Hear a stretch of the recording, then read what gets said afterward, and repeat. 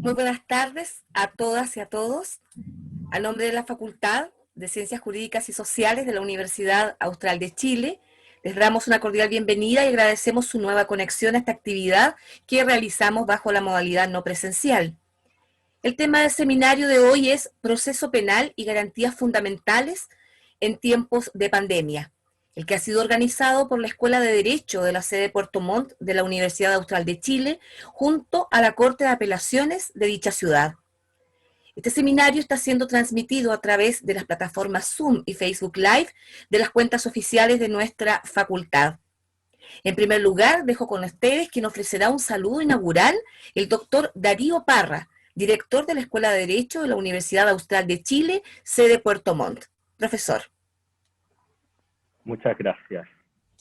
Muy buenas tardes a todas y a todos quienes nos acompañan el día de hoy en este coloquio titulado Proceso Penal y Garantías Fundamentales en tiempos de pandemia.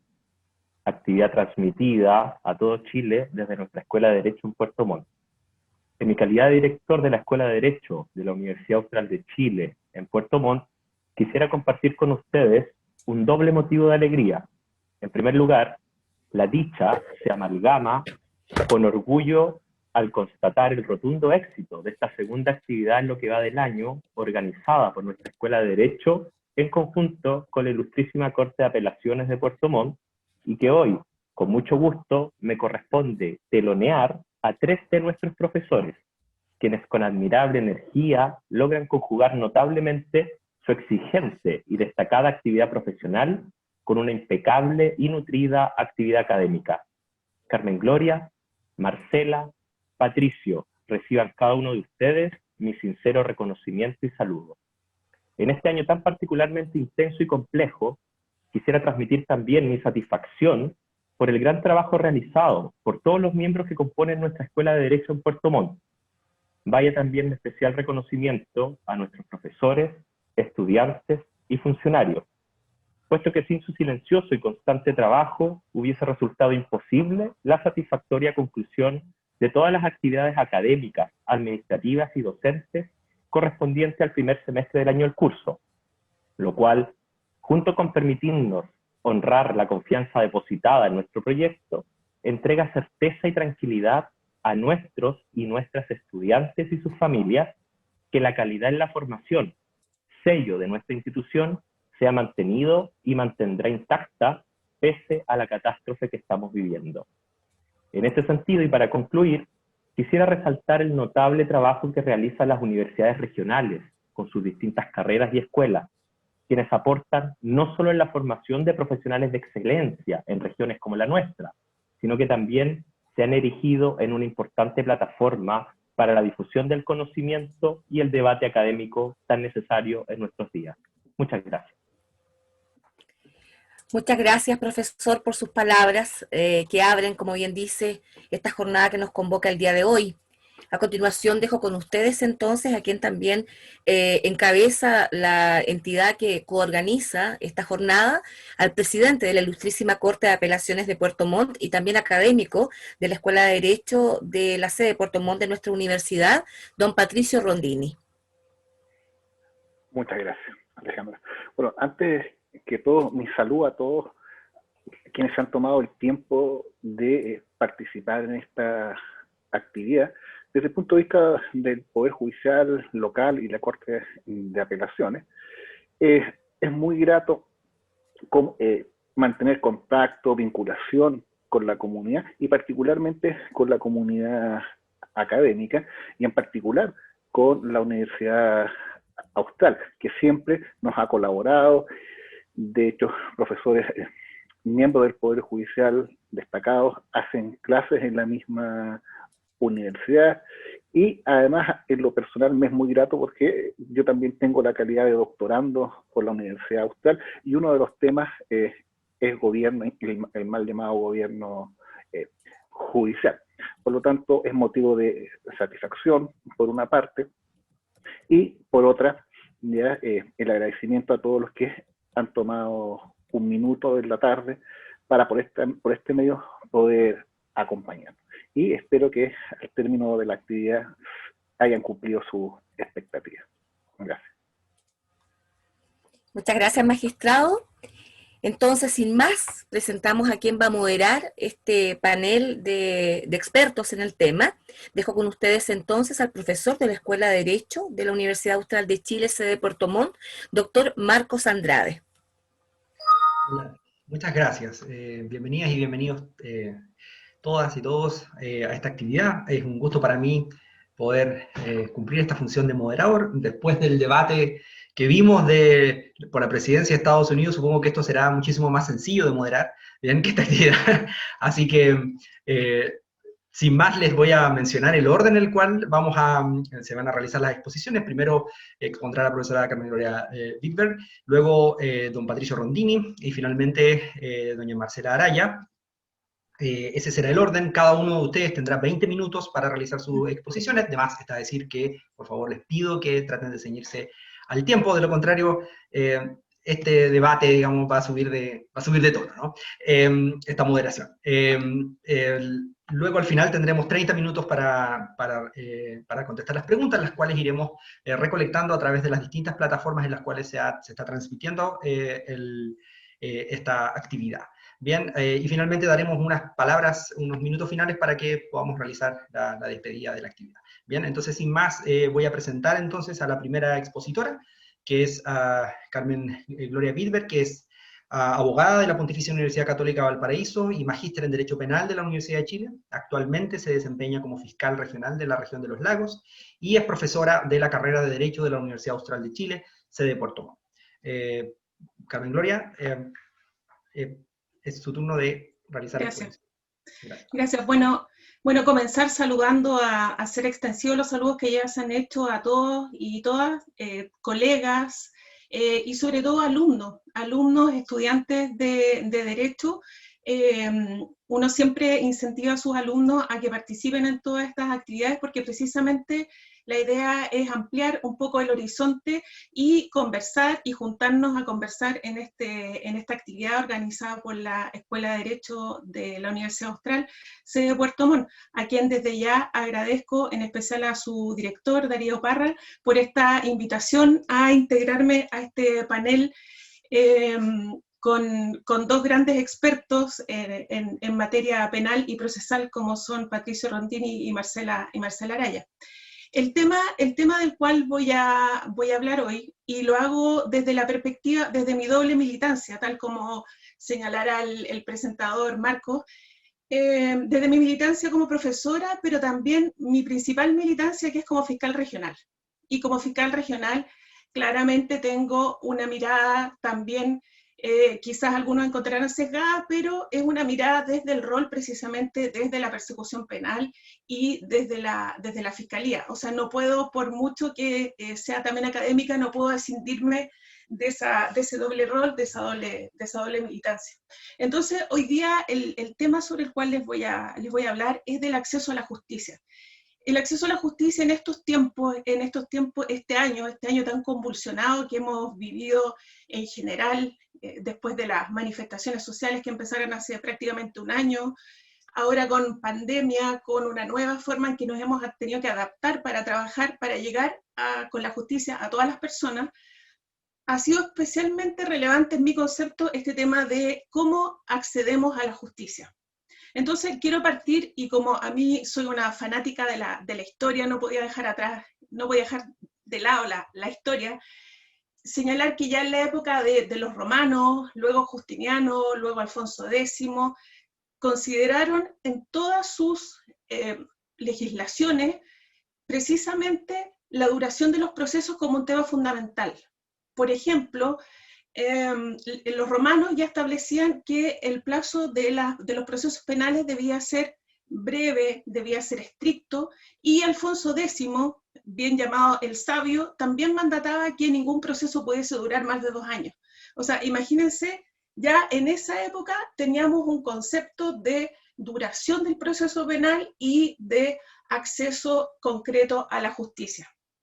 Ya en la época más moderna sería Beccaria, 1764, quien afirmaba que el proceso debe terminarse en el más breve tiempo posible. Y luego, luego ya medio siglo más tarde aproximadamente sería Feuerbach quien diría que no tardar es una obligación de los jueces. El derecho del acceso a la justicia es un concepto que es poco conocido, poco estudiado, poco debatido, porque está y bien asociado, digamos, al tema de los derechos humanos, del derecho internacional de los derechos humanos, básicamente. Es uno de los pilares fundamentales de un Estado democrático. Obliga a los Estados a poner a disposición de sus ciudadanos mecanismos de tutela efectiva de sus derechos y de resolución de los conflictos. Pero la importancia principal de este derecho a acceso a la justicia es que constituye la puerta de entrada para el ejercicio de todos los otros derechos.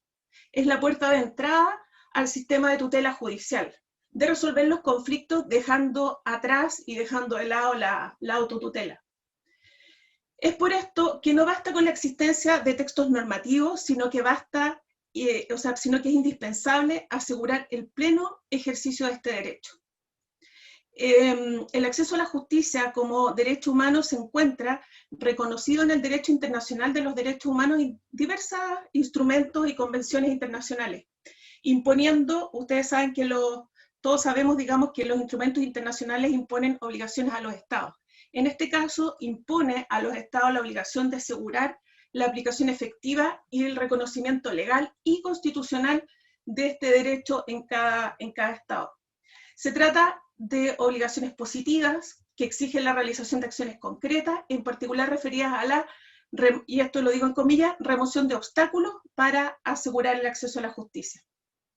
Ahora, este concepto ha ido evolucionando en el tiempo, no siempre ha sido el mismo. Ha variado conforme, todos sabemos también que el derecho es afortunadamente esencialmente dinámico y es esencialmente variable. Y esto, por cierto, no escapa de la interpretación y el contenido que se le ha dado al concepto de acceso a la justicia.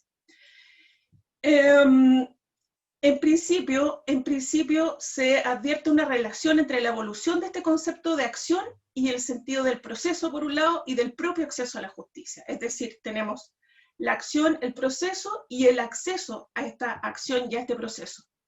Solo cuando el reconocimiento pleno del derecho de todas las personas se hizo patente, se hizo concreto, como consecuencia de que la igualdad de las personas debía ser un derecho tangible y que se concretara en los hechos. La correcta comprensión de este derecho de acceso a la justicia implica examinar su doble dimensión. Tiene una dimensión individual y una dimensión colectiva. Desde la dimensión individual, es un derecho que corresponde a cada ciudadano y que frecuentemente está reconocido en el ordenamiento del derecho fundamental con carácter de derecho humano básico. El derecho reconocido por la norma jurídica y la acción son dos caras de la misma moneda y se encuentran íntimamente relacionados. En cambio, en su dimensión colectiva, por otra parte, el acceso a la justicia es un elemento esencial no solamente para el sistema jurídico, sino también para ayuda, digamos, a la cohesión social. Por lo anterior, el acceso a la justicia es un derecho fundamental independiente del debido proceso y cuyo contenido viene dado por los criterios y estándares emanados de la jurisprudencia de la Corte Interamericana de Derechos Humanos, la cual, afortunadamente, ha sido fructífera en la materia, permitiendo un mejor resguardo no solo de este, sino que de todos los derechos fundamentales, con una interpretación bajo dos principios: el principio favor persona y el principio de la progresividad. Cuando el acceso a la justicia tomó un camino propio, se entendió como el acceso a los tribunales de justicia, a la jurisdicción. Esa fue la primera forma de darle contenido. De ahí evolucionó a un proceso con las debidas garantías procesales y comienza a hacerse patente también la necesidad de materializar o ejecutar lo que en el ámbito jurisdiccional se dictamine. Esto plantea la idea que el debido proceso, junto con necesitar de las vías de acceso a él, también requiere la posibilidad de hacer cumplir lo resuelto. Es así como, dándole contenido a este concepto, se distinguen tres etapas. En primer lugar, el acceso propiamente tal, el acceso propiamente dicho, mediante el cual la persona puede interponer sus acciones para obtener una protección judicial sin obstáculos y sin discriminación. El segundo aspecto es el derecho a obtener un pronunciamiento del aparato judicial que tutele estos derechos o resuelva el conflicto. Y como tercera dimensión, lograr que esta resolución sea cumplida y ejecutada. De lo anterior deriva el hecho de que no se reduce al simple acceso a tales tribunales, sino que supone que los órganos judiciales cumplan con los principios y derechos que rigen el proceso y que constituyen además todo un sistema de garantías. Los diferentes tribunales constitucionales de América le han dado un contenido genérico a este derecho a la tutela judicial efectiva, adaptándolo a todo tipo de procesos y órdenes jurisdiccionales y a las diferentes situaciones procesales. En Chile, particularmente nuestro Tribunal Constitucional, en diversos fallos se ha referido a un derecho fundamental de acción o tutela judicial, declarando en varias oportunidades diversos preceptos legales como inaplicables o incluso algunos han sido declarados inconstitucionales. Sin embargo, la jurisprudencia del mismo TC ha sido errática en cuanto al contenido que le atribuye al mismo. Algunas veces se habla de acceso al órgano jurisdiccional, en otras lo expresa como derecho a la acción o derecho a la tutela judicial, y en otras ocasiones sí lo ha reconocido como un derecho fundamental al proceso. En cuanto al contenido que debiera dársele a este concepto para que constituya una verdadera garantía de las personas frente a la prohibición de autotutela, con posibilidad de uso legítimo de la coacción, no puede consistir en el mero acceso de las personas a los tribunales, sino que se requiere algo más. Ese algo más debe ser el derecho a obtener una respuesta de los tribunales, y si su pretensión es positiva, debe contarse con instrumentos para asegurar su cumplimiento. Para asegurar, entonces, este derecho es necesario que sus requisitos se interpreten en el sentido más favorable a la efectividad de su contenido. Y para interpretar esto, como se interpretan todas las normas de derecho internacional, y esto lo recojo de la jurisprudencia de la Corte Interamericana de Derechos Humanos, se destacan los siguientes principios interpretativos.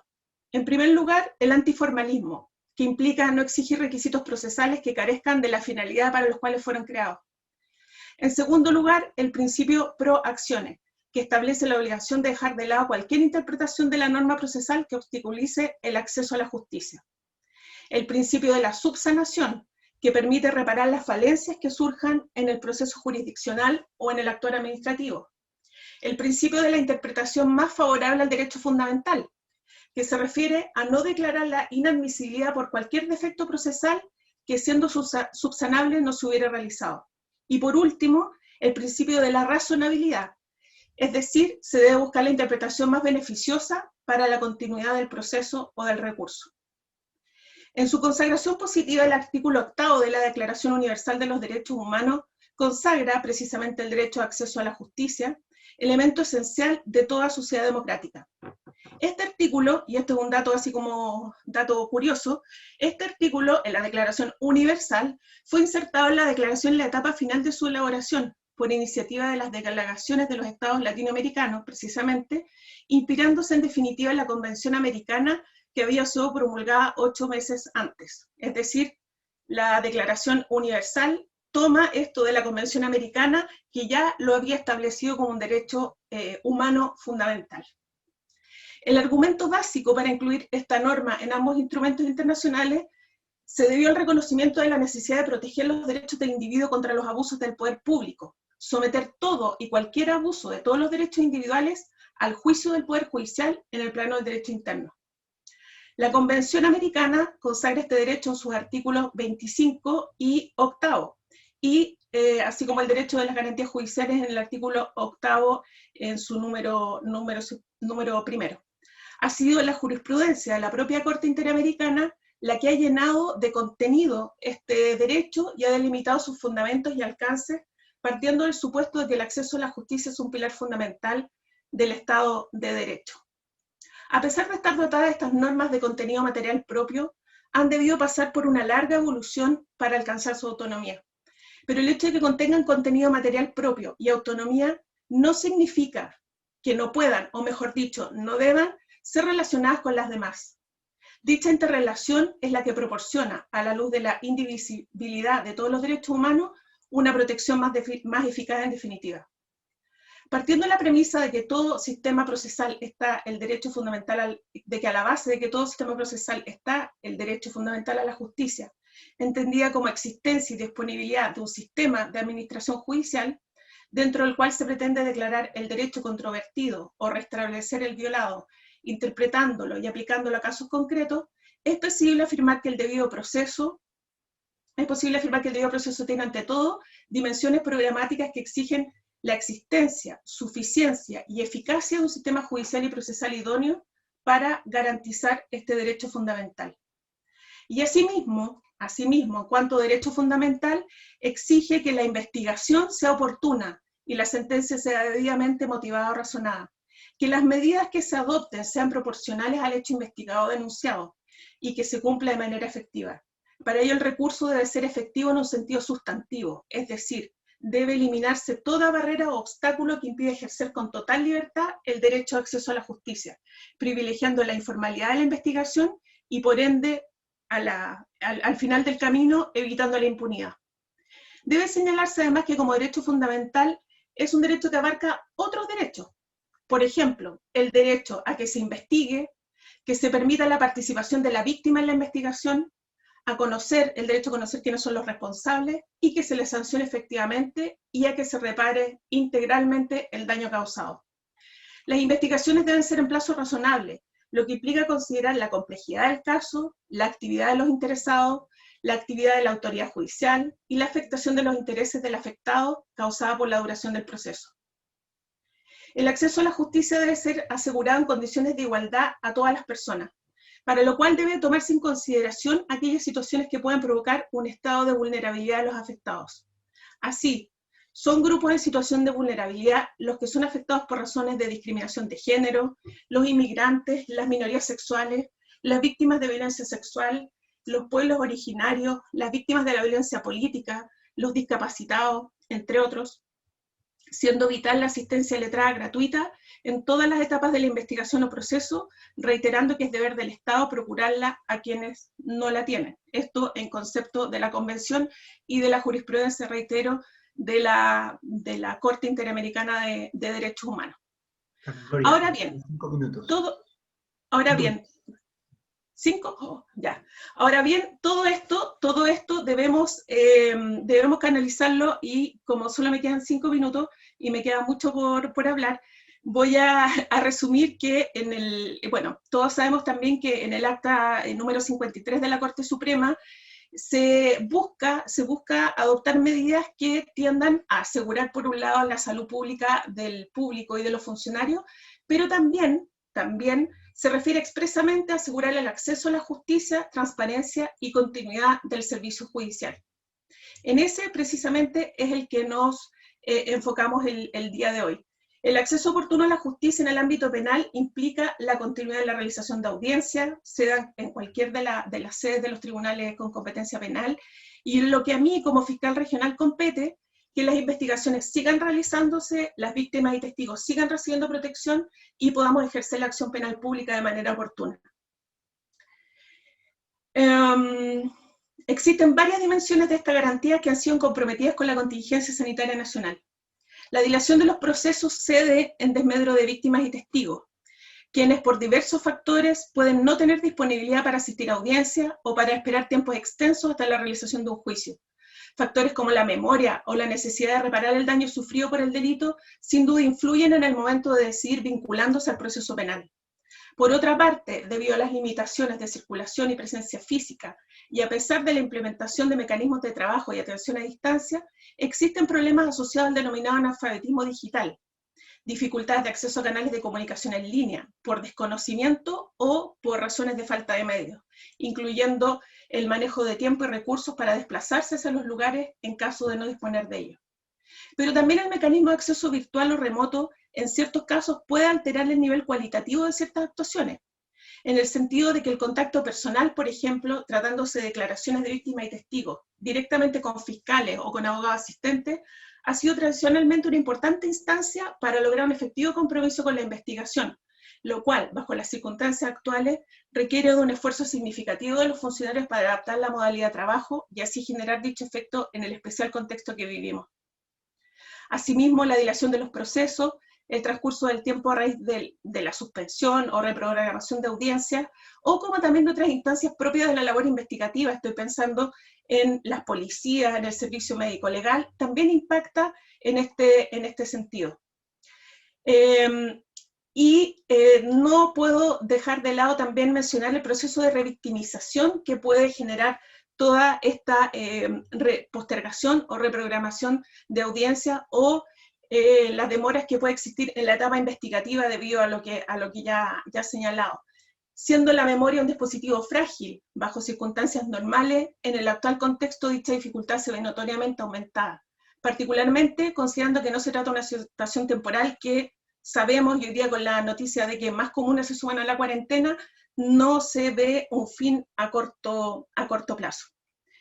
Y voy a empezar ya a terminar, a pesar de que me van a quedar algunas cosas fuera, solamente señalar que resulta relevante destacar las 100 reglas de Brasilia sobre acceso a la justicia de grupos de vulnerabilidad. Eso para tenerlo en cuenta y para que las personas que nos están acompañando el día de hoy sepan que existe además este otro instrumento internacional sobre acceso a la justicia de grupos vulnerables, que es un tema especialmente importante en mi gestión como fiscal regional. ¿Me queda cuánto? Le quedan unos minutos, no se preocupe. Ah, ya. Bueno, solamente ya para ir terminando, porque tenía algunas otras referencias al derecho internacional y precisamente a cómo incorporar estas normas a nuestro derecho interno, que lo había dejado como un poco más al final, de acuerdo con la lógica de la exposición. Pero para no demorarme más, porque hay toda una discusión acerca del bloque de constitucionalidad, acerca del control de convencionalidad, pero no me voy a alcanzar a referir a eso. Solamente, y para ya terminar, quiero señalar que con la siguiente reflexión. Empecé diciendo que el acceso a la justicia es la puerta de entrada para ejercer los otros derechos humanos. Hay que considerarlo siempre un derecho humano fundamental. Y en lo que a la justicia penal respecta, y en lo que a mí como fiscal regional respecta, creo que es deber principal de todos quienes somos operadores del sistema realizar acciones concretas para asegurar el cumplimiento de este derecho humano básico y también hacernos cargo de las barreras actitudinales, institucionales, que pueden obstaculizar muchas veces el acceso de las personas a la justicia. Así que concluyo con esa reflexión y bueno, muchas gracias a todos por haberme escuchado en este pequeño resumen de lo que es el acceso a la justicia. Así que muchas gracias. Bien, muchas gracias, Carmen Gloria, por ceñirse al tiempo. Muy bien. Bien, les recuerdo a todas y todos que estamos recibiendo las preguntas por el chat de Zoom y también por Facebook Live. Bien, a continuación es el turno del profesor Patricio Rondini. Don Patricio Rondini es abogado de la Universidad Gabriela Mistral, es magíster en Derecho por la Universidad Austral de Chile y mención en Derecho Público, es magíster en Derecho por la Universidad Austral, mención Constitucionalismo y Derecho, y actualmente doctorando en Derecho por la misma universidad. Actualmente es presidente de la Ilustrísima Corte de Apelaciones de Puerto Montt y profesor de la carrera de Derecho de la Universidad Austral de Chile, sede de Puerto Montt. Sin más, es su turno, Patricio. Muchas gracias. Antes de entrar directamente a mi exposición, hacer ciertas advertencias para que se entienda el esquema o el desarrollo que voy a tratar de realizar. En primer lugar, lo que voy a plantear son ciertas ideas fuerza, que la verdad es que ahondar en cada una de ellas probablemente, y además por el agrado que tengo sobre esos temas, estaría durante días haciéndolo. Y por lo tanto simplemente voy a dar las bases sobre la problemática que voy a abordar, y luego espero que en la ronda de preguntas prefiero ahondar en aquellas que hayan despertado mayor interés, porque reconozco que en algún aspecto, desde un punto de vista académico, teórico, revisten un mayor examen, una mayor profundidad de lo que se les dará en la exposición.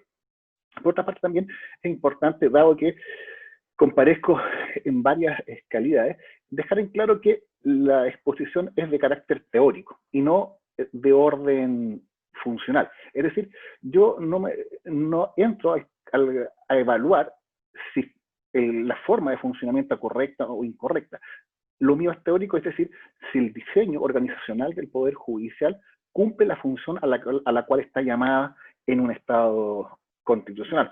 Una forma de entender esta diferenciación del análisis teórico y del funcional es entender que incluso en regímenes totalmente autoritarios, por ejemplo, el nazismo, hubo jueces independientes, Lothar Kreisek, juez de tutela de Brandenburgo, que se rebeló tanto simbólicamente como denunciando los abusos del régimen. Y por lo tanto, entonces, en el caso concreto, incluso cuando no están dadas las condiciones, por consideraciones personales vamos a encontrar jueces independientes. Pero a su vez, incluso modelos perfectos o que nosotros reconocemos como que tienen grandes grados de independencia, por ejemplo el italiano, igualmente hay problemas ya de corrupción o de dependencia judicial.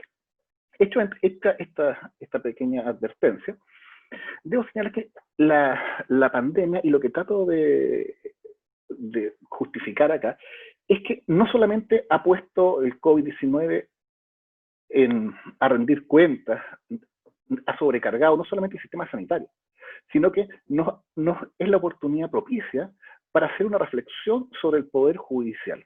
Incluso, además, esto ante una eventual nueva constitución y el rol del Poder Judicial en una nueva constitución. Entonces, es útil hacer este análisis.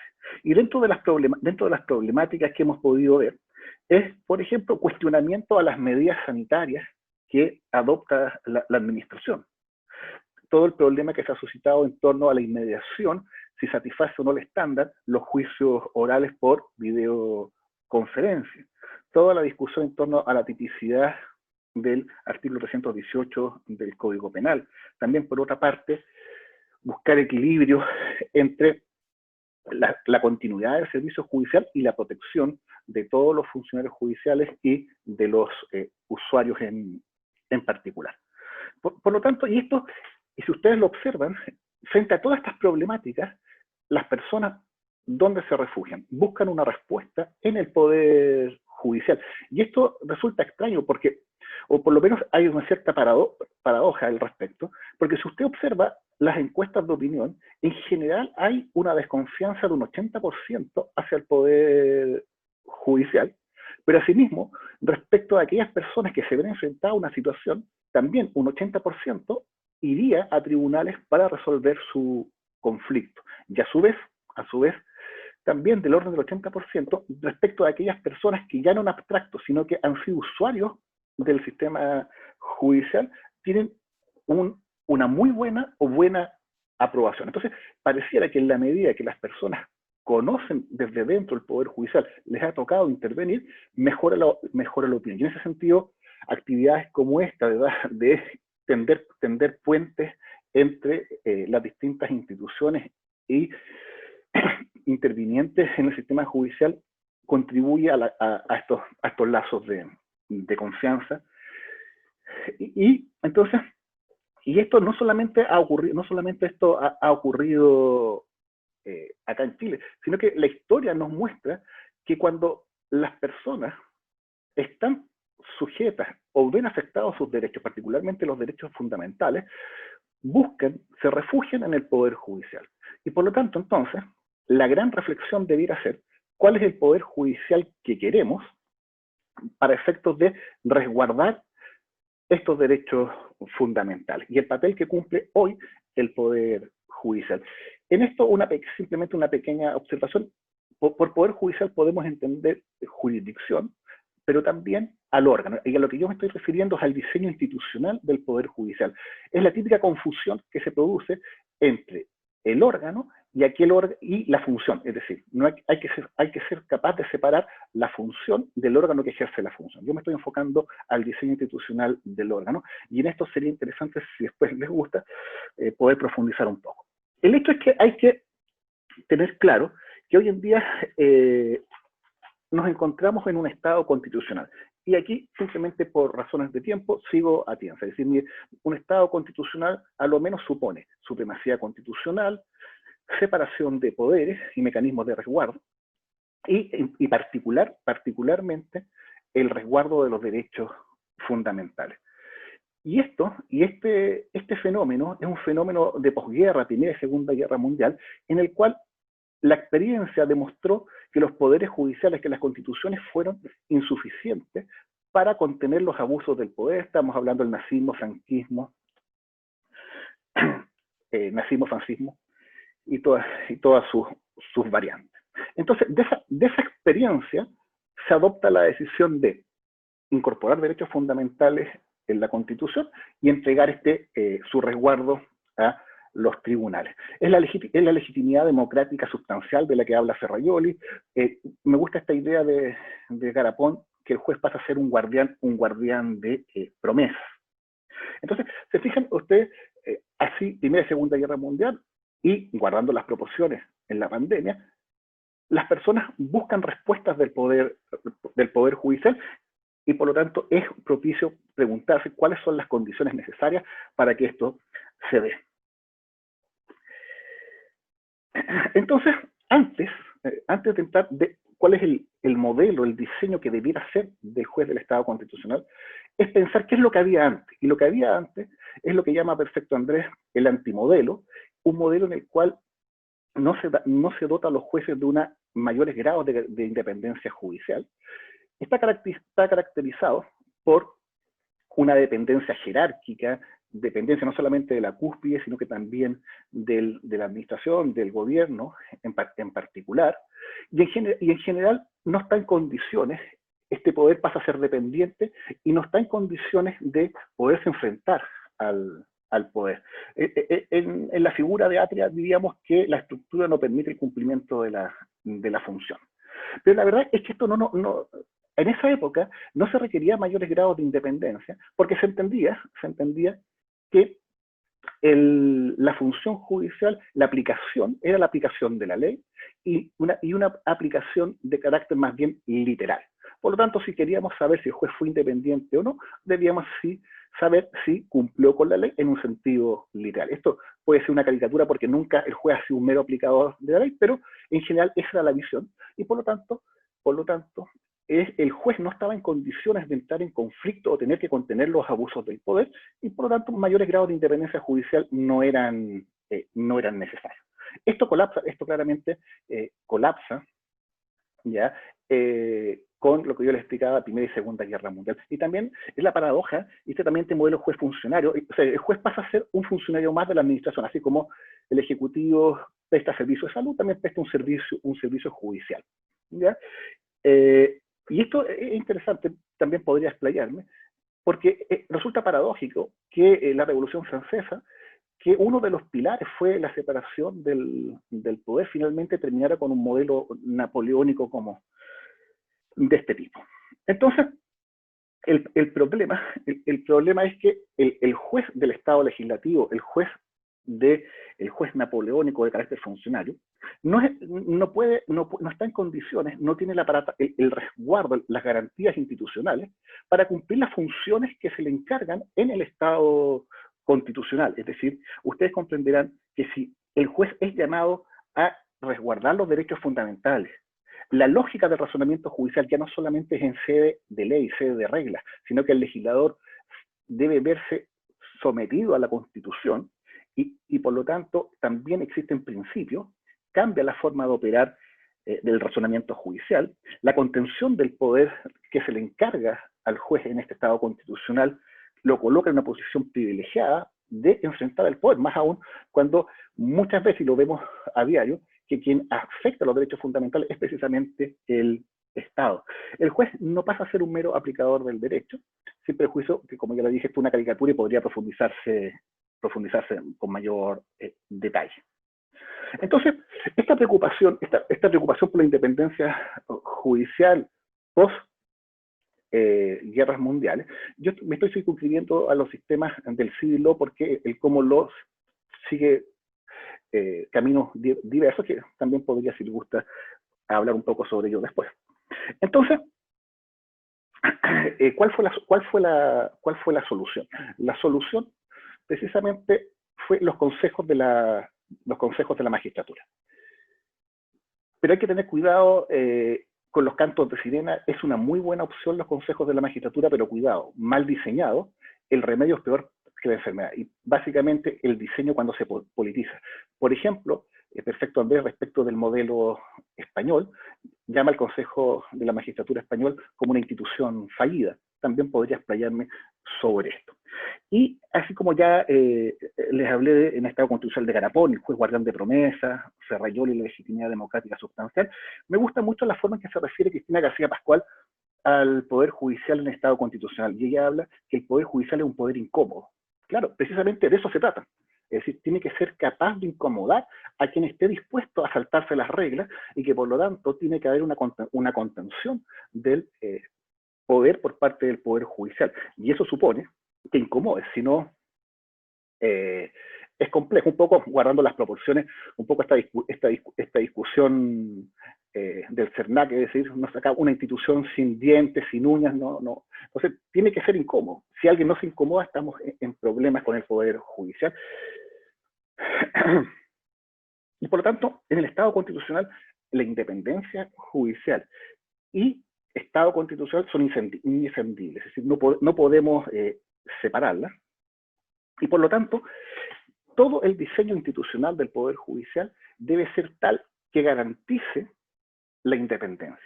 Y por lo tanto, es muy importante que lo tengan presente, que finalmente el defender la independencia judicial no es la defensa de los jueces, sino que es la defensa de nosotros mismos como ciudadanos que tenemos derechos y que queremos que alguien nos resguarde en el caso de que estos sean amagados. Y esto es particularmente importante en la labor de contención, porque muchas veces la defensa de derechos fundamentales tiene un carácter contramayoritario. Es decir, precisamente en algunas ocasiones, el respetar los derechos fundamentales de las personas pasa por proteger una minoría frente a las masas, frente a la mayoría. Y claramente entonces decisiones judiciales pueden ser claramente desaprobadas. Si pudiéramos hacer una encuesta, no sé, el 90% desaprobaría la decisión judicial. Esa es probablemente entonces, y además el Poder Judicial se queda con la última palabra, también lo sumamos al argumento contramayoritario, la objeción democrática. Pero entender que esta es la forma de operar, es entender la lógica del Estado constitucional, y por lo tanto entender que cuando defendemos la independencia judicial, en realidad no estamos defendiendo a nosotros mismos. Entonces, como yo les señalé al comienzo, debiera este tiempo de crisis, de pandemia, llevarnos a hacer una reflexión. Y simplemente voy a dejar planteado lo que yo llamo la paradoja judicial, que Patricio, voy a disculpe, hacer un quedan 5 minutos. Perfecto, sí, alcanzo. Y precisamente es un poco lo que planteé el lunes en la Universidad de Valparaíso. Pero básicamente es que nuestra inconsistencia del Poder Judicial chileno a nivel teórico, ¿ya?, es que desde el punto de vista del Poder Judicial como organización, tiene una trazabilidad a la colonia, a la monarquía, y claramente después se siguió con este modelo de juez funcionario de tipo napoleónico, porque el diseño institucional del Poder Judicial está estructurado sobre la base del juez mero aplicador de la ley. Esta idea, bueno, Montesquieu decía, la boca que pronuncia las palabras de la ley, seres inanimados que no pueden modificar su fuerza. Andrés Bello, bueno, la idea es de juez esclavo de la ley. Bueno, si el juez es esclavo de la ley, como esta idea de la voluntad soberana, claro, es lógico que tengamos un juez dependiente con un diseño jerárquico en el cual el juez se complica o se encuentra en una situación. O sea, el modelo nunca debiera colocar al juez en la condición de que optar por su independencia judicial signifique postergarlo desde el punto de vista de las calificaciones, carrera funcionaria, régimen disciplinario. Esto afecta claramente su independencia judicial. También, si alguien quiere estudiar, les paso el dato, un artículo que está en la Universidad de Concepción, pueden explayarse sobre eso. Entonces, este modelo, que es el que nos rige hasta ahora, recordemos que el juez que falla contra ley vigente y expresa, o sea, vigente a sabienda, comete desacato. Y esta idea férrea de control es complejo. Entonces, pero a su vez, la inconsistencia es que desde el punto de vista del Poder Judicial como jurisdicción, exactamente es un juez del Estado constitucional. Si usted compara lo que se le pide al juez chileno con cualquier juez en el mundo, es propiamente un juez del Estado constitucional que resguarda derechos fundamentales, hace control o debiera hacer control de convencionalidad, contenciosos administrativos para someter a la administración el principio de juridicidad. Muy bien. Pero es complejo, es lo que yo les decía. ¿Por qué es complejo? Porque como jurisdicción, la función se les pide mucho, pero no se les dota de la estructura que garantice la posibilidad de su independencia judicial. Desde el punto de vista teórico, algunos autores, que esto, si bien se plantea con modelos distintos, pero creo que es aplicable acá, que esta paradoja se transforma en que tenemos un juez independiente, pero un funcionario dependiente. Y eso es una inconsistencia que debiera ser subsanada en aras a alguna reforma constitucional o una nueva constitución, o a su vez, debiera llevar a la reflexión en cuanto a términos de APIA, que la estructura permita el cumplimiento de la función. Creo que con esto he dado las pautas sobre lo que quería plantear, y en la ronda de preguntas podré debatir o extenderme mucho más. Y también haya cometido una omisión impropia. Quiero saludar a la ministra doña Ivonne Avendaño, que me colaboró en esta presentación. Así que mi salud y agradecimiento y su preocupación. Gracias. Bien, muchas gracias, Patricio, por su exposición y por ceñirse también al tiempo. Bien, les recuerdo a todas y todos los que nos están escuchando que pueden ya comenzar a hacer sus preguntas desde ya en las distintas plataformas, ya sea por el chat de Zoom o por Facebook Live. Bien, ahora es el turno de doña Marcela Araya, que también tendrá, como los demás expositores, 20 minutos para su exposición. Marcela Araya es abogada de la Universidad de Concepción, es magíster en Derecho Penal y Procesal Penal por la Universidad Austral de Chile y doctora en Derecho por la Universidad de Girona. Actualmente es jueza de garantía de Puerto Montt y profesora de la carrera de Derecho de la Universidad Austral de Chile, sede Puerto Montt. Sin más, entonces dejamos a doña Marcela Araya. Buenas tardes a todos y todas. Muchas gracias, Marco.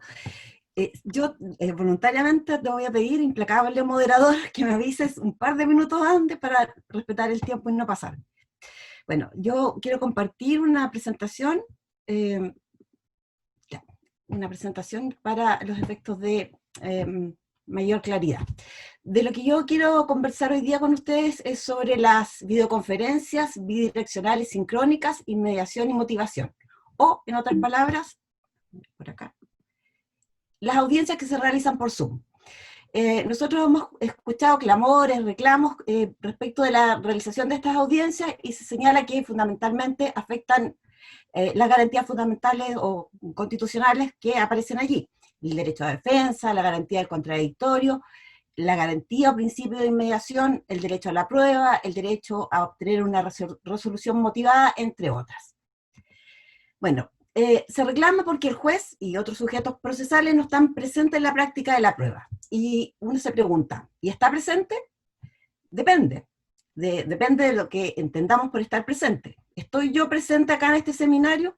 Bueno, en algún sentido sí y en algún sentido no. Obviamente que no estoy presente físicamente, pero el tipo de presencia que queremos en la práctica de la prueba, a mi juicio, se puede entender satisfecha perfectamente en un proceso online que se realice adecuadamente. Los reclamos se centran fundamentalmente en la conculcación de la garantía de la inmediación, y es a lo que me voy a referir yo porque considero que es de toda esta garantía la más llamativa y la más interesante. Bueno, fundamentalmente por la declaración de los testigos,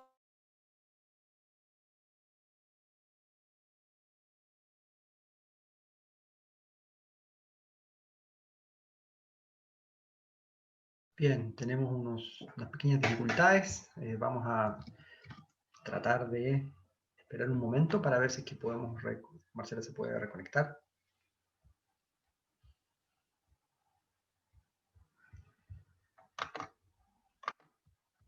Bien. Un poquito de paciencia, que esto en estos tiempos es usual, ¿no?, estas interrupciones, sobre todo que estamos cerca ya de la hora de máximo uso. ¿Bien?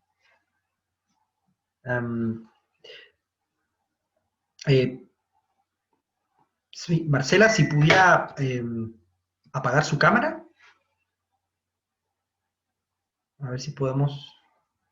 Bien, ahora se desconectó, va a volver. Bien, así que tenemos unos minutos. Les vuelvo a reiterar a todas y todos los que en este momento nos están escuchando, que estamos en esta actividad, el proceso penal y garantías fundamentales en tiempo de pandemia, organizada por la Escuela de Derecho de la Universidad Austral de Chile, sede de Puerto Montt, y conjuntamente con el Poder Judicial y el apoyo de la Corte de Apelaciones de Puerto Montt. Estamos recibiendo las preguntas a las 2 exposiciones que hemos recibido por todas nuestras plataformas, y estamos ahora en un pequeño impasse, que esperamos que se solucione prontamente. Bien, vamos a darle unos minutos para que Marcela pueda conectarse.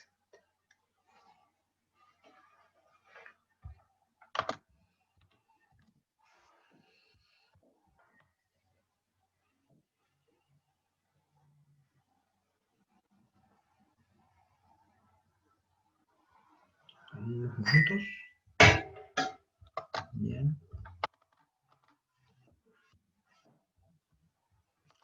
Exacto, alguien menciona por el chat que es el problema de la inmediación de Zoom. Bien. Vamos a seguir esperando un momento. A ver si es que logra Marcela reconectarse. Bien. Yo no me imaginaba que pudiera ser tan largos estos minutos de espera. ¿Bien? Ok. A ver, vamos a ver qué me dicen por aquí.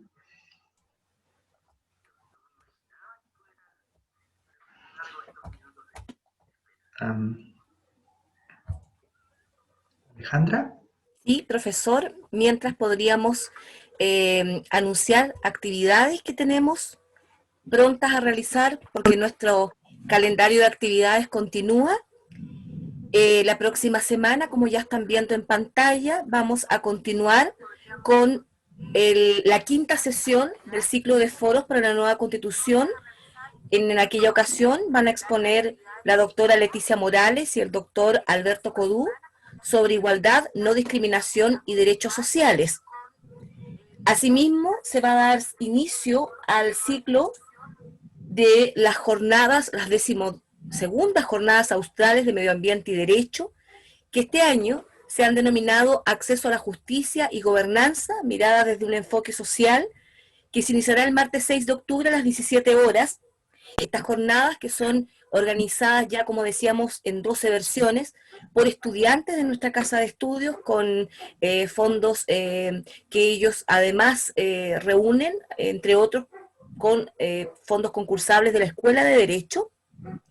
Y estas sesiones van a ser los días 6, 13, 20 y 23 de octubre desde las 17 horas. Mayores informaciones para ambas actividades e inscripciones siempre en nuestro sitio web www.derecho.uach.cl, en nuestra sección Agenda. Las vamos a estar promocionando en nuestras redes sociales y, como decía, son importantes actividades, principalmente los foros, porque estamos, ¿no es cierto?, próximos al plebiscito sobre la nueva Constitución, y las jornadas de medio ambiente y derecho, porque es una actividad que ha estado consolidada y validada de parte de estudiantes ya por muchos años, y que convocan numerosos expositores y también aliados que les ayudan a su realización. Así que los dejamos a todos invitados para esas actividades que son la próxima semana, y que ya ven, dentro de octubre vamos a seguir con muchas actividades del mismo orden. Entonces no se olviden, siempre en nuestra página web, en nuestro sitio, van a encontrar los cupones de inscripción y todas las indicaciones para la conexión de cada una de ellas. Bien, muchas gracias, Alejandra, y esto es muy oportuno porque Marcela ha vuelto, así que puede continuar con su exposición. Gracias, disculpe, parece que esto fue como muy ad hoc el tema que estoy tratando por jugar los astros y fundamentalmente BTR, no fue la luz que se cortó. Hemos pausado el tiempo, así que no se preocupe, continúe. Gracias. Retome, bien, gracias. Bueno, retomo entonces lo que se cuestiona es fundamentalmente la declaración de testigos y peritos, la incorporación de planos, documentos, etcétera, y fundamentalmente porque no se puede apreciar los movimientos de quien depone, su singular estado de ánimo, su nerviosismo, y toda una gama contextual que escapa a esta observación como nosotros en 2 dimensiones. La premisa pareciera ser que el juzgamiento penal que requiere que el juez esté percibiendo presencialmente la declaración del testigo y que de esa conexión viva, tridimensional, deviene necesariamente la corrección de la decisión. Esta, lamentablemente, es la realidad que nos acompaña actualmente. Bueno, tengo que hacer 2 advertencias. La primera, que este análisis se centra en la justificación de la premisa fáctica, que depende de la solidez o de la robustez epistémica de las razones en favor de un determinado enunciado sobre los hechos, en el sistema racional de valoración probatoria, que es el que nos rige en materia procesal penal, bueno, familia, laboral, en casi todos los sistemas. Y el rol de la inmediación es la justificación de esta premisa fáctica. La segunda advertencia es que no hay acuerdo en la doctrina en cuanto a la naturaleza jurídica de la inmediación. Se suele decir que es un principio, una garantía, una forma procesal. Bueno, yo inicialmente me voy a referir indistintamente a la inmediación de cualquiera de estas formas. Mi acercamiento a este tema se despliega, al igual que Patricio, voy a pasar un comercial, en un artículo que va a sacar la revista DER y el Instituto de Estudios Judiciales, que lo hizo en coautoría con un colega del Tribunal Oral, Jaime Rojas, no sé si lo conocen. Bueno, acá nosotros desarrollamos en 5 preguntas, tratamos de articular la inmediación y yo me voy a referir acá a las 3 primeras y las 2 últimas las voy a sintetizar. La primera pregunta es, ¿qué es en rigor la inmediación? Y existen 2 formas de entenderla. La primera, según la cual la inmediación, a partir del contacto directo del juez con los elementos de juicio, con los medios de prueba, produce en él un convencimiento mágico, extático, instantáneo, que es inefable, que solo a él le pertenece, y que por lo tanto no puede ser verbalizado. Entonces, así se entiende, conforme a esta corriente, que la inmediación es un verdadero método autónomo para la valoración de la prueba.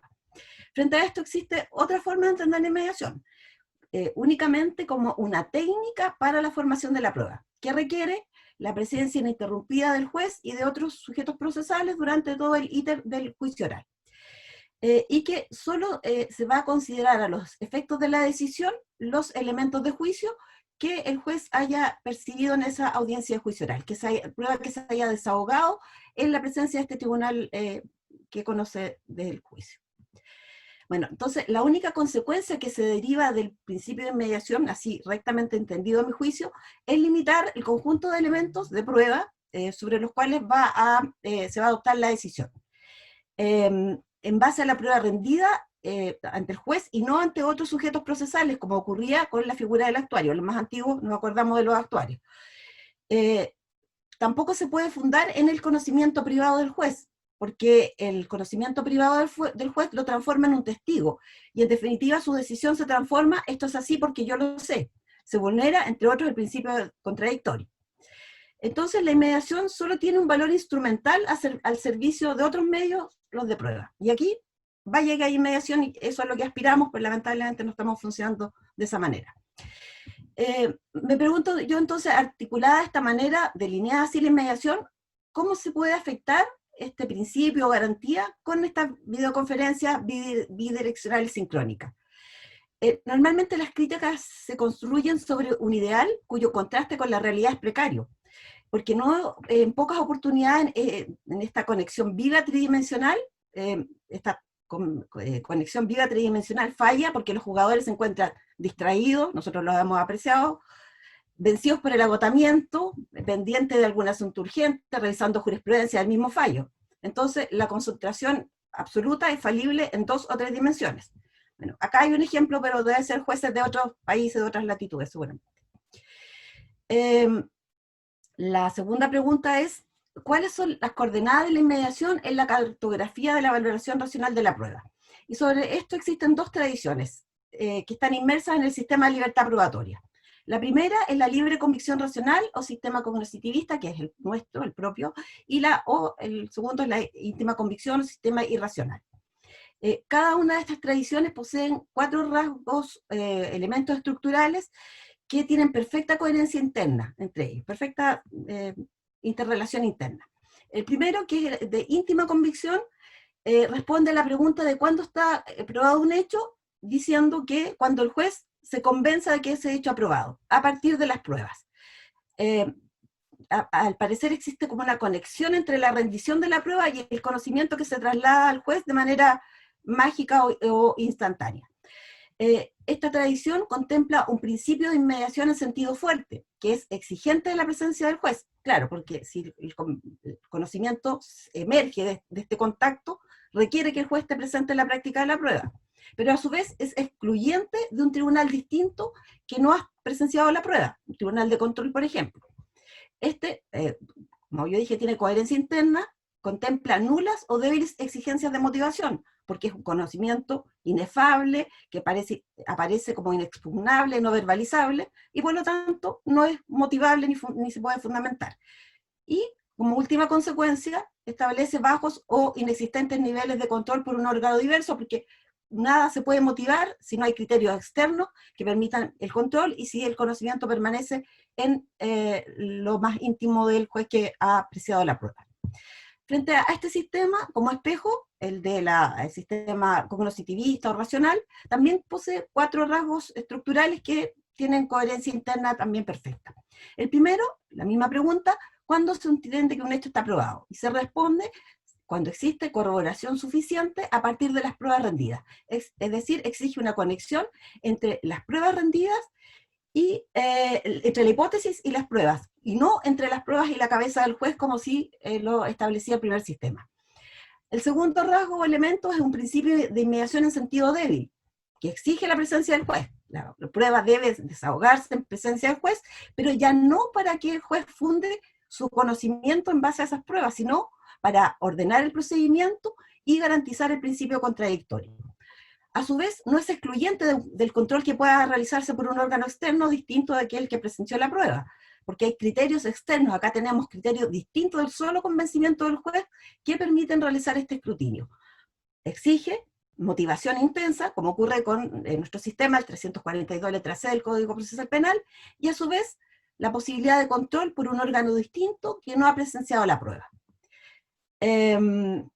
Todo lo que el juez perciba producto de la inmediación y que vaya a formar parte de su razonamiento decisorio debe ser racionalizado a través de las correspondientes inferencias.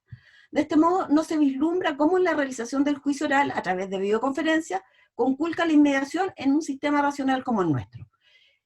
La inmediación no tiene que ver con la valoración de la prueba, sino con su práctica.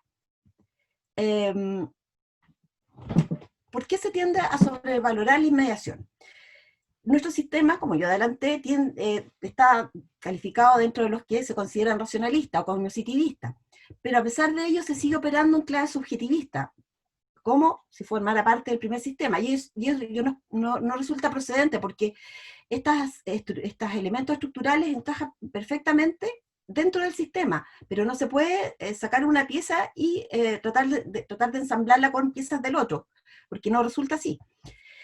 Se estima entonces que la inmediación constituye un sistema valorativo que surge del contacto directo sensorial del juez con los medios de prueba, y que provocaría este conocimiento instantáneo o inefable. Casi una bola de cristal que le reporta al juez este conocimiento instantáneo. La comprensión de la inmediación en clave subjetivista ha permitido que los jueces no motiven su razonamiento sobre la premisa fáctica, sobre la quaestio facti, en contraposición a abultados esfuerzos que nosotros podemos apreciar en los fallos para motivar la quaestio iuri. Tanto en los tribunales de mérito como en los tribunales de control, los tribunales de nulidad. Los tribunales de nulidad aluden a que el juez, los tribunales orales son soberanos para apreciar la prueba, que esta materia es coto exclusivo y excluyente de los jugadores del tribunal de fondo, que le está vedado a la Corte inmiscuirse en materia de hechos.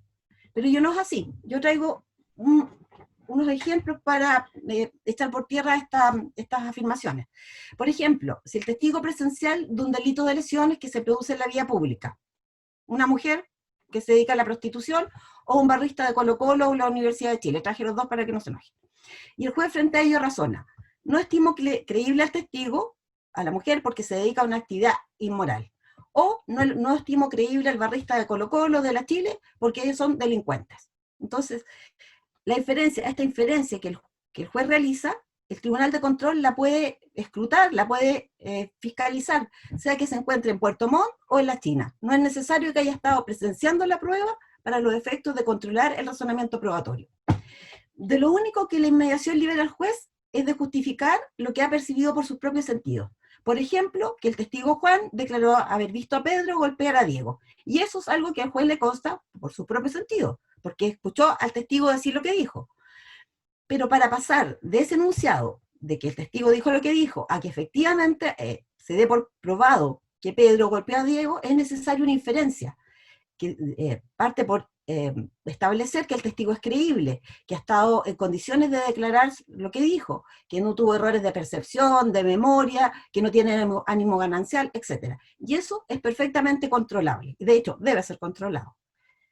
Ahora, quienes se erigen en fervorosos defensores de la inmediación en sentido fuerte, suelen asociarla con la percepción de elementos prosódicos, es decir, elementos no verbales, como el nerviosismo, el aplomo, el azoramiento, el llanto, las muecas, el movimiento de las manos, etcétera, que acompañan a una declaración. Los que, al parecer, por videoconferencia, por Zoom, no se podrían apreciar de la misma manera. Pero estos elementos, si no son recogidos en la motivación, si no son explicitados, solo permanecen en el conocimiento de aquellos jugadores que los han presenciado y que los han percibido. No obstante ello, estos elementos no verbales no son unívocos, son bastante equívocos. La psicología del testimonio dice que no puede extraerse conocimiento fiable de aquellas impresiones.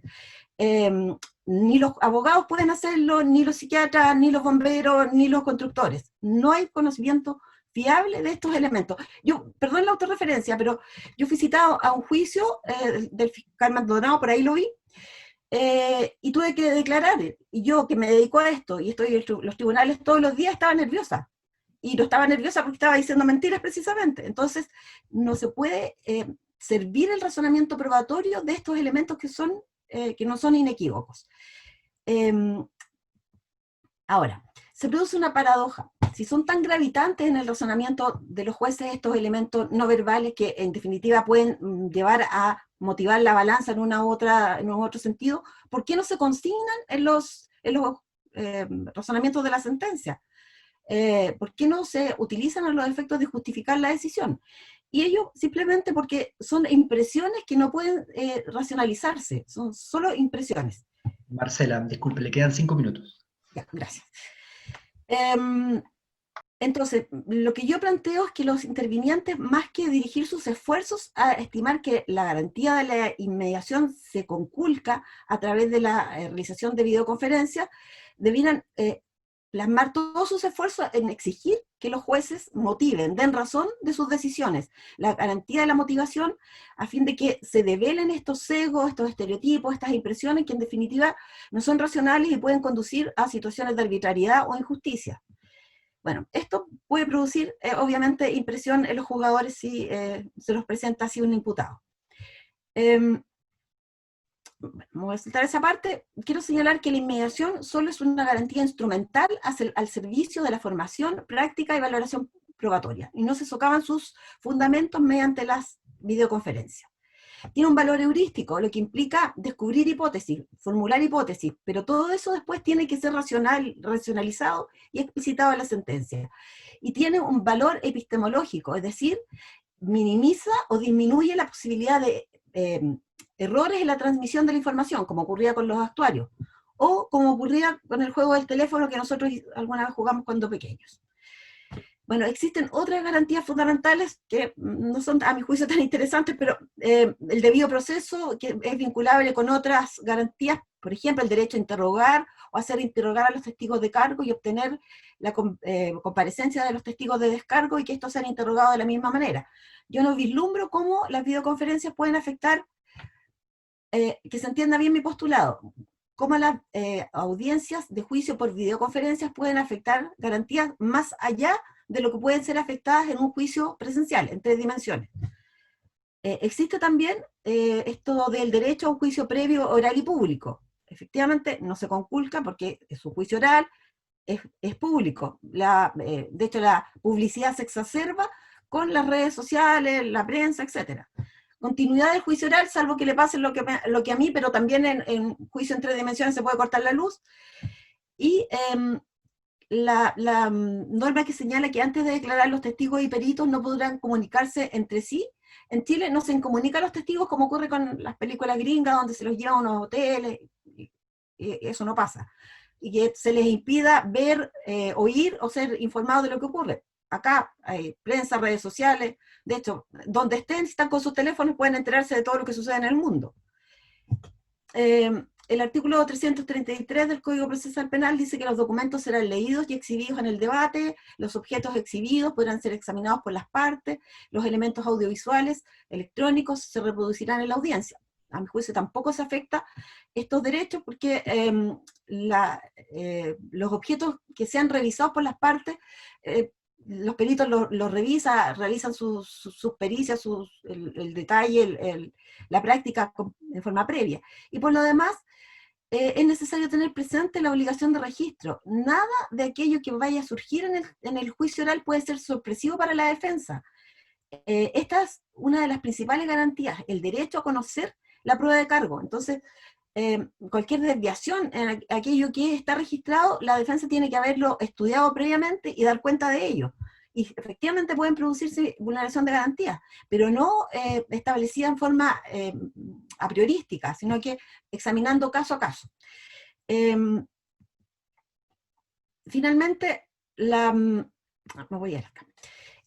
Reconozco sí que el único espacio que no ha resultado cubierto con la inmediación, en la interpretación que yo sostengo, es la posibilidad que el defensor se comunique privadamente con su representado, esta comunicación fluida, física.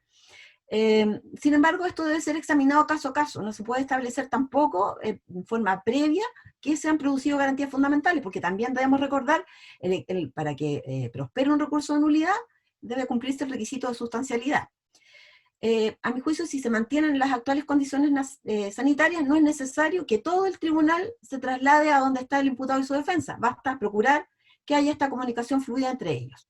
Así, la realización de juicios por videoconferencia, a mi juicio, no afecta la inmediación correctamente entendida, más allá de lo que se pueda afectar en la conexión viva tridimensional a la cual todos aspiramos, como ocurre en esta lámina. Muchas gracias.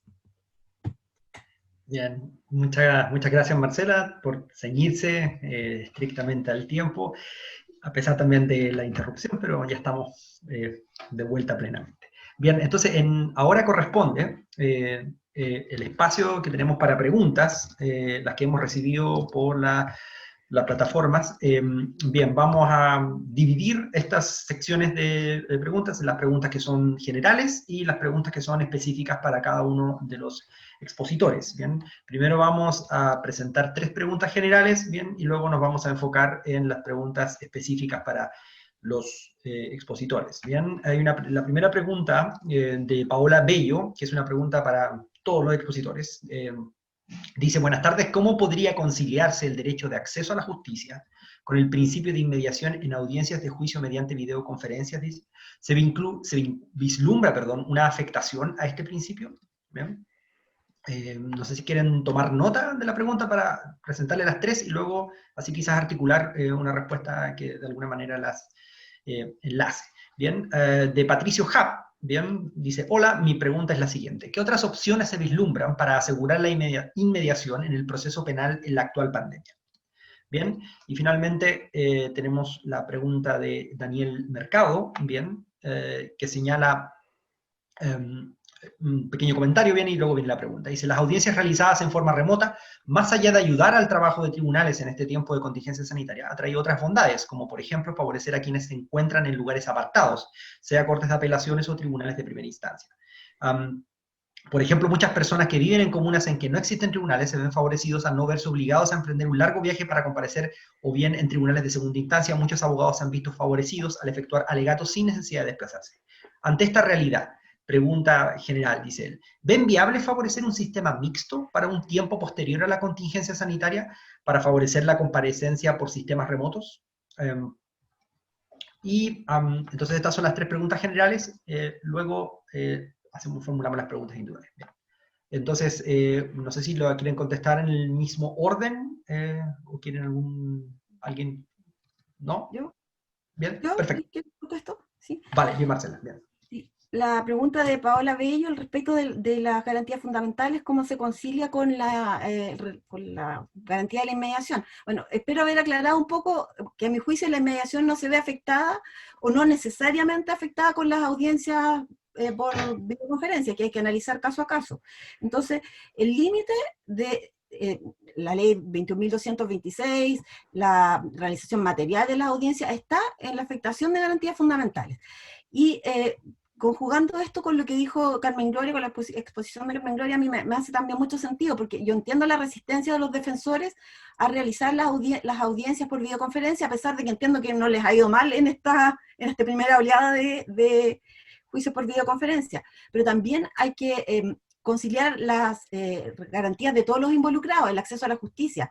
Como decía Carmen Gloria, el derecho de acceso a la justicia es una garantía relevante. Se ha dicho que es el derecho al derecho. Entonces, para los efectos de que haya el respeto de los plazos razonables y prudentes para los imputados, que obviamente es de la mayor relevancia, pero por otra parte tenemos también la víctima, que también exige que sus pretensiones sean satisfechas.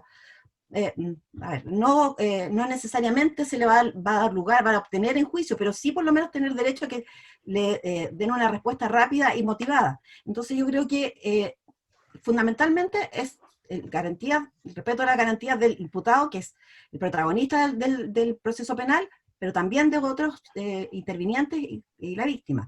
Y insisto, yo no veo una colisión entre la afectación a la mediación y la realización de los videoconferencias por Zoom. Respecto a lo que dijo Daniel Mercado, y yo estoy plenamente de acuerdo con él, o sea, yo creo que la realización de las audiencias por Zoom tiene externalidades positivas.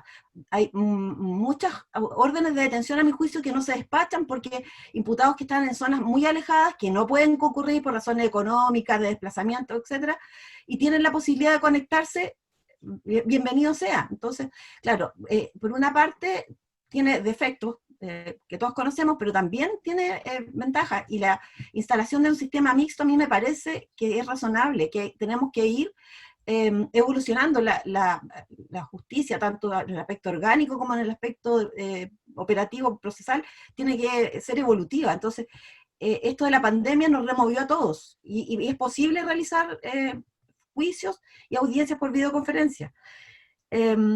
¿Y qué otras opciones? Alguien preguntaba. Claro, la semipresencialidad, que se verifica en algunas partes, y como yo dije en mi presentación, la posibilidad de que el defensor y el acusado, o el cliente y el abogado, no solo en materia penal, estén en el mismo lugar para facilitar esta posibilidad de conferenciar, de estratégicamente dirigir sus alegaciones, lo que sea. Eso, lo que me respecta.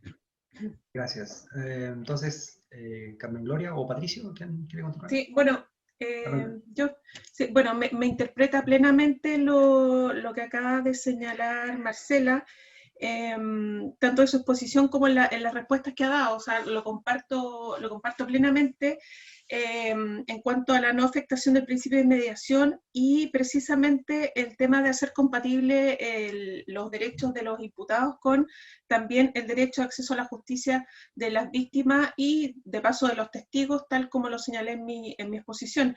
Respecto a los sistemas remotos, eso es muy interesante. De hecho, recuerdo en una de las primeras reuniones que tuvimos con el presidente de la Corte de Apelaciones, con don Patricio aquí presente, precisamente hablamos de las bondades de este sistema para los alegatos ante la Corte de Apelaciones. Por ejemplo, una de las tantas bondades que ha tenido este sistema, en que ahora, por ejemplo, colegas que están en Chiloé pueden acceder a realizar alegatos de sus causas sin moverse de su escritorio, digamos, cosa que antes era impensado. Entonces, ha tenido muchas bondades. Yo estoy segura que después de esta pandemia no va a volver a ser nada 100% igual. Algo va a haber, algo se va a ver, algo está cambiando, digamos. Y precisamente esto que fue un pie forzado, digamos, que tuvimos que dar hacia la virtualidad, vamos a tener que recoger muchas de estas bondades y traspasarlas precisamente a la práctica. Ahora, todo esto pasa por personas que, nosotros somos operadores del sistema, pero todo esto pasa principalmente por cambios legislativos también. Entonces, un cambio más profundo y además a nivel nacional. Entonces, de lo que está en nuestras manos, en nuestra región, digamos, solucionar y temas prácticos que podemos resolver, precisamente estas instancias sirven para abrir horizontes y generar instancias de conversación y de reflexión. Gracias, Carmen Gloria. Patricio. Gracias. Yo me voy a centrar en la inmediación y los juicios por videoconferencia, o audiencia en general. Lo que yo he sostenido desde el comienzo es que aquí hay un diálogo de sordos. Esto está mal planteado y voy a explicar por qué. Porque yo creo que el análisis no es en abstracto, sino que es en concreto. Es decir, yo creo que es un error plantear a priori que se afecta el debido proceso, la inmediación, por el solo hecho de usar una videoconferencia. Más aún, cuando uno debería preguntarse cuáles son los sentidos que por excelencia utilizan los jueces, los intervinientes, que básicamente está dado por la audición y por la vista. Si uno sigue una visión racionalista de la prueba, me parece que lo que se pierde por videoconferencia, que es el olfato, el tacto, el gusto, a no ser que usted, digamos, que alguien considere que los jueces se comen a las partes, digamos, o las olfatean, me parece que no tiene mucho sentido. Entonces, descartado, o más bien establecido, que los sentidos que utilizan los jueces están al menos dados por la videoconferencia, entonces, por lo tanto, el análisis en concreto, es decir, ¿qué mecanismo específico fue el que a usted le afectó la inmediación? Por ejemplo, una preocupación, no se permitió la conferencia adecuada a un mecanismo entre el defensor y su imputado. Bueno, ¿cómo fue? Pero la verdad es que esto no es un problema de la videoconferencia, ya sea presencial o ya sea por videoconferencia, si los jueces no le permiten dialogar al defensor adecuadamente y con los mecanismos de resguardo, en el sentido que nadie más esté escuchando esa conversación, entonces es un problema en concreto, pero que no es propio necesariamente de la inmediación. Por lo tanto, y aquí yo creo que si uno observa los recursos de nulidad, o si uno observa los recursos de protección que se han interpuesto, o incluso amparo, el hierro, a mi juicio, es que este análisis es en términos abstractos, pero yo no soy capaz de reconducir en el caso concreto respecto de este imputado por qué eso fue así. Es decir, porque no debemos olvidarnos que los tribunales acá, el caso es relevante. En ese sentido, más bien lo que proponen las partes en algunos casos es casi una cuestión de inconstitucionalidad, cuando la actividad jurisdiccional más bien sería una cuestión de inaplicabilidad, siguiendo las lógicas. Por lo tanto, lo que yo podría decir desde el punto de vista juicio oral e inmediación, primero, los sentidos esenciales de la actividad judicial están resguardados.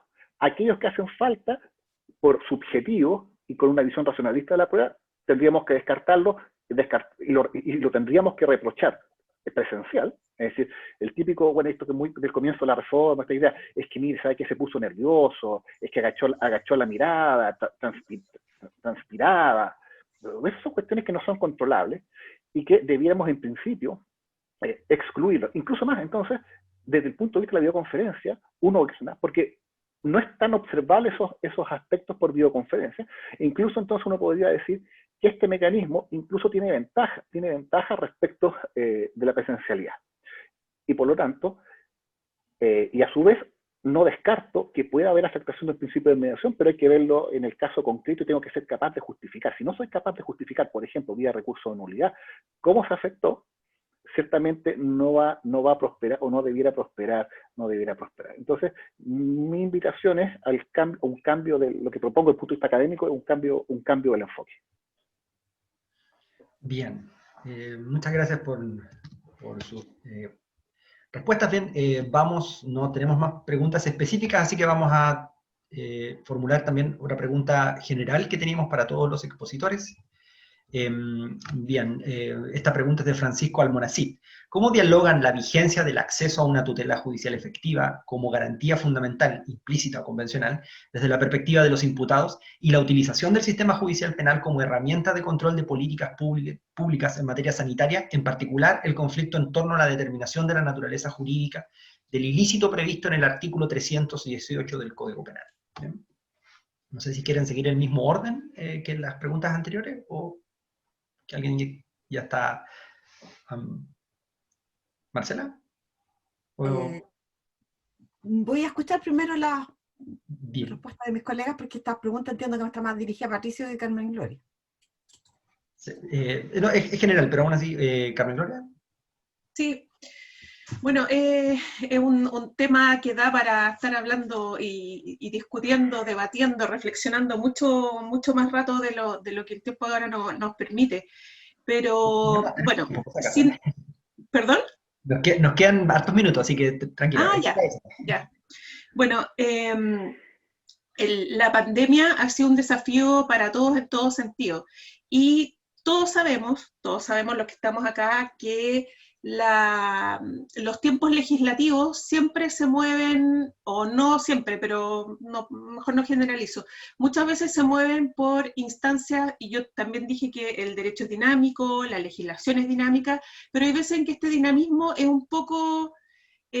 rayando el atolondramiento, digamos, en orden a las modificaciones que muchas veces se hacen. Este famoso artículo 318, que ahora nos tiene en la Fiscalía llenos de causas, era un artículo que hasta antes de marzo de este año prácticamente era inutilizado en nuestro Código Penal, y ahora resulta que no solamente está súper utilizado, sino que además fue recientemente modificado y ampliado. Entonces, ha sido también un desafío en ese sentido adaptarnos a esta modificación, considerando que claramente aquí hay un tema de política criminal del legislador en la base de este artículo y de estas modificaciones. Nosotros, hablo de la Fiscalía, yo como fiscal regional, tenemos que instar por la aplicación de todas las normas, incluida esta, precisamente, que tiene un motivo bien específico y bien general de política criminal detrás. Acá hay un tema de salud pública involucrado. Sabemos también que la tendencia nacional es a que el derecho penal es la solución a todos nuestros problemas nacionales. Siempre hay un problema, una norma penal. Es un mal endémico de nuestro país, digamos. Pero como fiscal regional tengo que asegurar el cumplimiento por parte de los fiscales y de las personas que trabajamos en la Fiscalía de las normas, siendo una norma vigente el artículo 318. Sin duda tenemos que instar por su aplicación y por la sanción de las personas que incurran en esas conductas.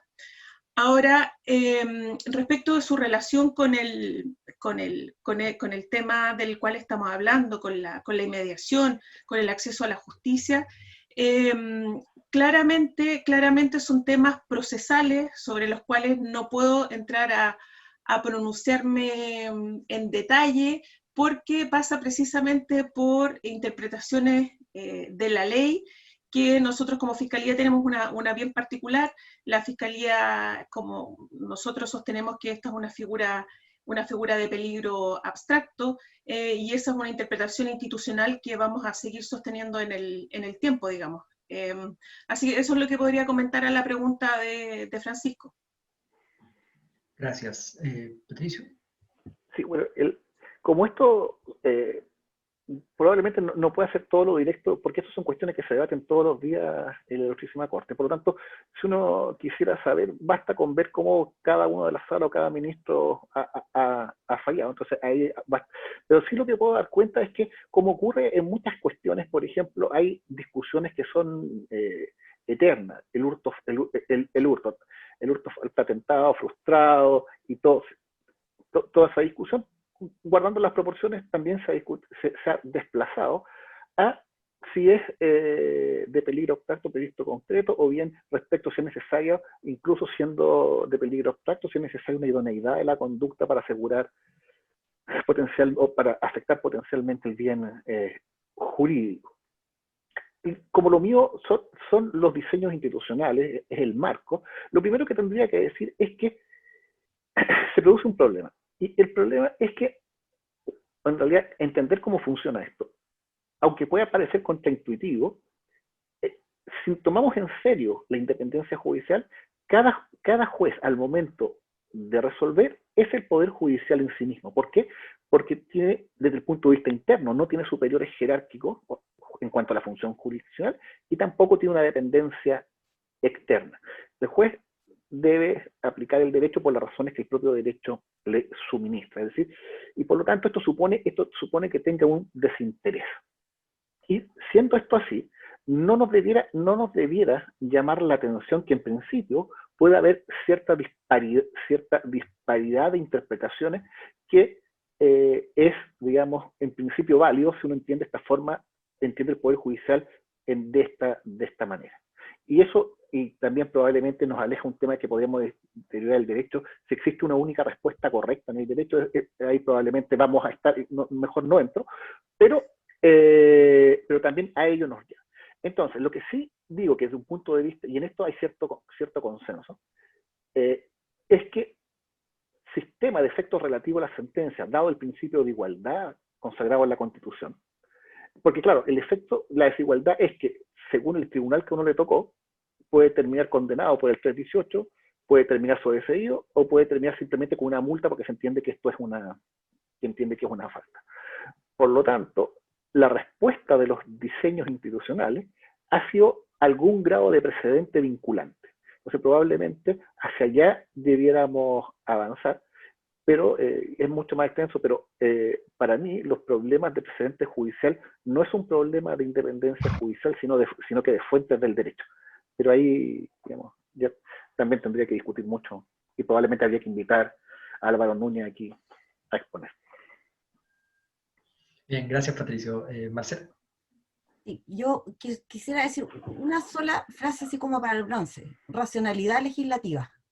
O sea, nosotros nos enfrentamos en este caso del 318 y antes el tipo penal del estallido social a problemas que se nos traslada a nosotros y que no es responsabilidad nuestra. Esto se vincula con populismo penal. El fracaso del derecho penal como medio formal de control social es evidente. O sea, el populismo penal, que se puede concebir como el continuo recurso al derecho penal como medio para la solución de los problemas sociales, está bastante comprobado que no resulta en los términos exitosos que todos tienen. Entonces, tenemos que funcionar primero con normas antiguas. El 318, como dijo Carmen Gloria y Patricio, no sé, lo resucitamos a raíz de la pandemia. Me recuerdo también el caso Penta, los delitos, cuando empezaron estos delitos de corrupción, hacían a los jueces juzgar con normas que habían sido creadas cuando se creó el Código Penal. Entonces, nosotros tenemos que ocupar normas que están absolutamente pasadas de moda o con parches que se han hecho producto de la reacción y con poca racionalidad. Yo estudié el doctorado en Girona y aprovecho a pasar el aviso. Hay un máster en Girona o un diplomado de racionalidad legislativa. Eso se necesita urgente. Entonces, esto va de la mano con la expansión del derecho penal, la comprobación empírica que el legislador no es un ser racional como nos hicieron creer cuando estábamos en la universidad, y con que eso produce expectativas que no son cumplidas en la gente. Entonces, nos tienen al Poder Judicial, y acá me pongo la camiseta, como de las instituciones menos confiables, pero se produce la paradoja, por ejemplo, lo que decía Patricio, en los casos de delitos de género. Yo comparto plenamente los postulados de las tesis, pero cuando se dice los jueces son opresores, los jueces son femicidas, lo que sea, estructuralmente sí, pero ¿qué es lo que pide la colectividad cuando hay delitos de este tipo? Que sean juzgados y que se le imponga pena de muerte. ¿Y quién le tiene que imponer la pena de muerte? Aquellos respecto de los cuales se desconfía. Entonces, existe toda esta irracionalidad y en el fondo, a mi juicio, parte de eso, de tener que aplicar normas antiguas, normas pasadas de moda o normas parches, que son realizadas sobre caliente sobre cómo reacciona a un problema social urgente. No sé si algo respondí lo que preguntaba Francisco. Bueno, sí, bien, bien, gracias a todos los expositores por sus respuestas. Creo que esto abre más que cierra la discusión a temas, en fin, que son de la mayor relevancia para el contexto, bueno, no solo de Chile, sino que también el contexto regional y global, ¿por qué no? Bien, entonces ahora tenemos unos minutos para que cada uno de los expositores pueda realizar unas palabras de cierre. Si quiere recalcar alguna cosa, quiere enfatizar algún tema, algo que haya quedado pendiente, disponen de unos minutos para poder hacerlo, 5 minutos, ojalá, para después ya ir comenzando a realizar el cierre de la actividad. Bien, así que quizás en el mismo orden que expusieron, Carmen Gloria. Sí. Bueno, creo que ha sido bastante fructífera tanto lo que hemos escuchado de parte de los otros expositores. Me alegro mucho también de ver la gran asistencia que ha tenido esta actividad, porque denota no solo el poder de convocatoria de la Escuela de Derecho y de la Corte de Apelaciones, sino que también el interés, y eso es lo más notable, digamos, el interés de todos los colegas, precisamente en, como digo yo, ampliar horizontes, ampliar miradas, saber, conocer un poco más de distintos temas cada día. Esto sin duda enriquece el debate. Los operadores del sistema de justicia penal, claramente necesitamos siempre estar actualizándonos, estar debatiendo, discutiendo, pero sobre todo reflexionando. O sea, reflexiones, por ejemplo, sobre lo último que hablamos referente a las técnicas legislativas y todo, es algo súper enriquecedor, digamos, y precisamente nos ayuda a todos, y si hay alumnos, estudiantes, más aún. Los invito a seguir participando de estas actividades. Así que, bueno, nuevamente muchas gracias a la Escuela de Derecho por haberme invitado a participar en esta actividad. Me siento muy honrada, muy feliz, es un tema que a mí me apasiona mucho, así que me despido de todo y muchas gracias, y nos veremos en la próxima actividad organizada por la escuela. Gracias, Carmen Gloria. Patricio. Bueno, nuevamente reiterar la disposición del Poder Judicial y la mía y además de quienes lo integran, de participar en todas estas actividades, todo lo que involucre puentes entre el Poder Judicial y la comunidad universitaria y en general la sociedad. En la medida que nos conocemos, sabemos lo que hace cada uno, a lo mejor no nos pondremos de acuerdo, pero ciertamente se gana en confianza. Lo que yo creo que lo que sí debemos desterrar es esta idea de que los jueces hablan por sus resoluciones judiciales y que por lo tanto viven en una burbuja y que no tienen contacto con el medio. En general, desde la Excelentísima Corte Suprema, particularmente, hay todo un interés en una apertura hacia la comunidad. Y lo que yo quería rescatar es que